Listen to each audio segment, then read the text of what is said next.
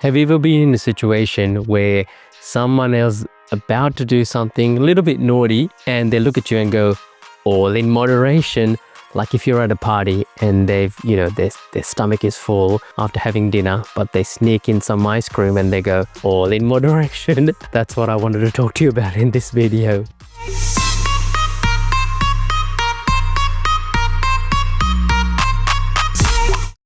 Hi, my name is Opie. I talk about health, wealth, and happiness.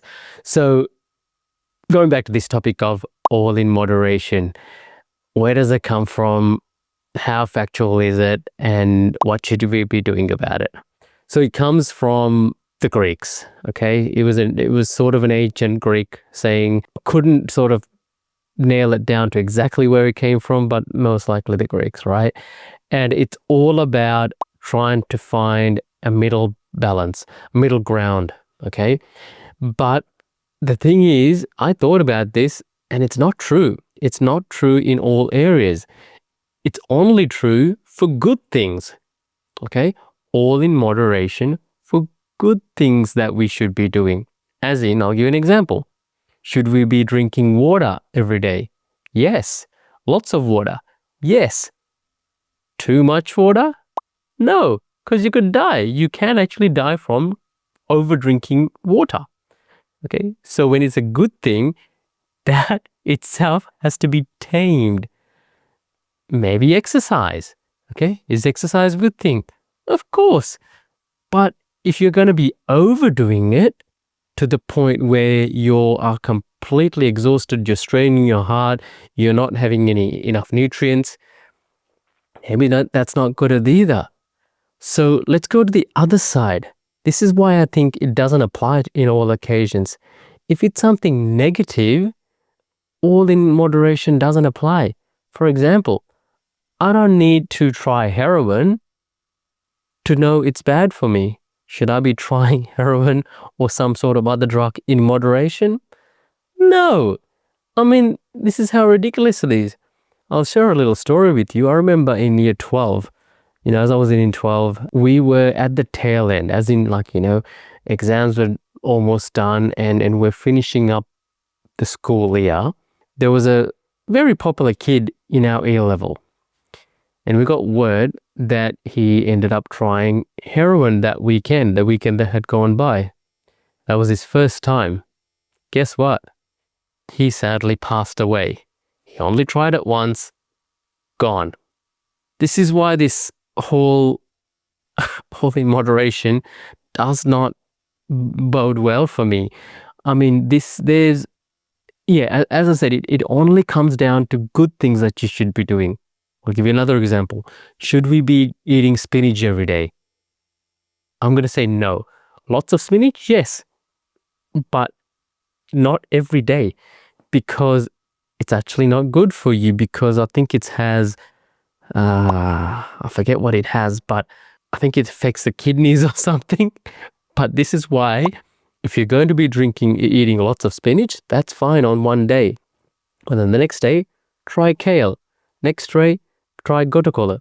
Next day, try silver beet, Swiss chard. Next day, try something else. So the greens that, I recommend putting in your smoothie, rotate that. Okay, because if you're having it every day, and that's what it comes down to, all in moderation, because you want the good things in your life to be at a balance. I mean, it also links down to, a famous Buddhist philosophy, which is, going down the middle path, follow the middle path, which is very similar idea of thinking.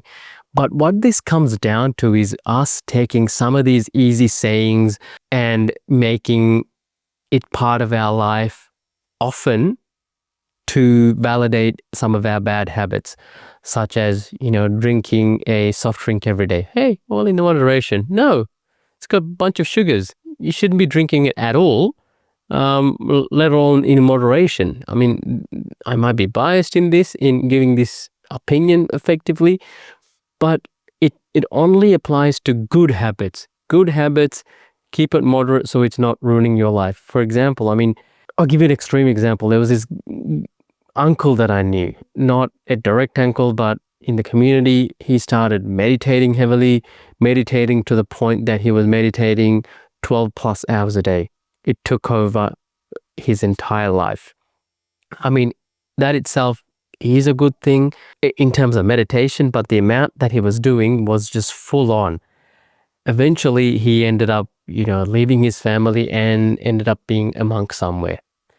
I'm not necessarily criticizing that because he did what he thought was the right thing, but he ended up leaving his wife and kid. And I mean, I'll let you judge on if that was the right thing to do. In terms of all of these sayings that are coming up, you need to really validate are these sayings mean? I mean, I've covered that. Let's cover another one, such as what doesn't kill you makes you stronger. I'll let you think how true that is. What doesn't kill you makes you stronger. What happens if you have a heart attack? I had to break it to you. From that moment onwards, if you happen to live, which a large portion don't, because the impact of a heart attack is death, obviously. If you happen to survive from that, your life is never going to be the same from that point onwards, because you're going to be on medication. You can't strain your heart from that onwards. You're going to have to watch what you eat even more, exercise carefully. You're a weaker person than you were. So that's thrown out the window. What's another saying? No pain, no gain. Effectively meaning you have to sort of endure some sort of pain in your life to see the gain, see the positive attributes. This is obviously applicable, right? So for example, if you're going to the gym, I mean, it more or less corresponds to the gym, but if you're going to the gym, exercising, you need to endure some pain to get that muscle and so forth. But what about other aspects of your life? What about, financial success? Maybe you can get a mentor to ensure that the pain that you should be receiving is minimized. I mean, do you really need to go through a bankruptcy to make sure that losing everything is some sort of benefit? No, you don't. You can get yourself a mentor. You can shortcut the process. You can learn from others who have walked the path before you, even from books or seminars, as I said, mentors as well. That way you're shortcutting the process, so you're not feeling the full wrath of that pain. I hope this helps you in any way in terms of analyzing some of these common sayings that people just blurt out just to justify some sort of habit that they're doing. And it's often, it's not a very, detrimental habit, but it's just a annoying little habit, such as, eating ice cream every day. So that's so often where it comes into play. It's very rare that you're dealing with people who are shooting up heroin every day, right? I mean, hope that's not your surroundings. If it is, I suggest you make new friends. But I'm talking about little minor habits such as drinking soft drinks, eating ice cream every day, or doing something of that nature. Anyway, hope you got something out of it. I'll see you in the next video. Thank you very much. Bye.